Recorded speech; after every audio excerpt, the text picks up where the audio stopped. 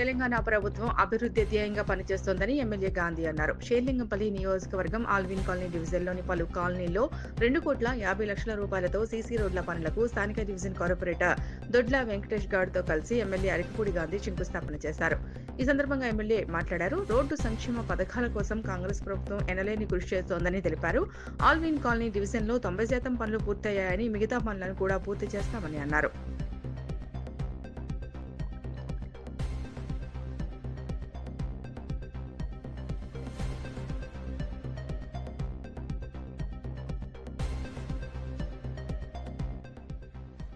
అందరికీ నమస్కారం. ఈరోజు ఆల్విన్ డివిజన్లో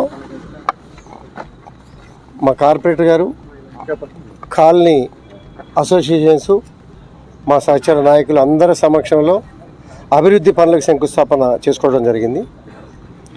కేవలం ఈరోజు లాస్ట్ వీక్ చేసాం, ఆ పనులు మొదలైనవి.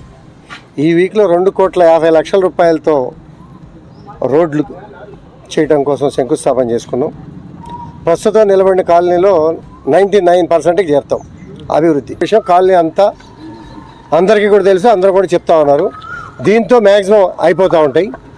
అలాగే పార్కుల అభివృద్ధి మీద, చెరువుల అభివృద్ధి మీద, నాలాల అభివృద్ధి మీద కాన్సన్ట్రేషన్ పెట్టాం.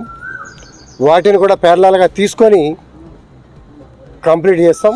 9 కోట్ల రూపాయలతో నాలా అభివృద్ధి, థీమ్ పార్కులు, అది హైదర్నగర్ డివిజన్ కావచ్చు, ఆల్విన్ డివిజన్ కావచ్చు, వివేకానంద నగర్ డివిజన్ కావచ్చు, ఒక్కొక్క పార్కుకి 3 కోట్ల రూపాయలు కేటాయించాం.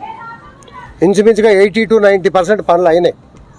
కొంతమంది చాదస్తపాళ్ళు ఉంటారు, వాళ్ళు వ్యతిరేకంగా మాట్లాడటమే వాళ్ళ పని తప్పించి గ్రౌండ్ వాస్తవాలు, పేపర్ వాస్తవాలు చూడరు. వాటిని మేము పట్టించుకోం. మా టార్గెట్ ఏంటంటే అభివృద్ధి ధ్యేయం. 2 టార్గెట్లు మాకు ఎప్పుడు కూడా లేవు.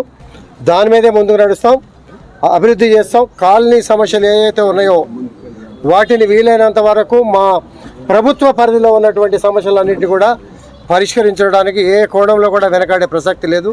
అభివృద్ధి ధ్యేయంగా ముందుకు పోతాం.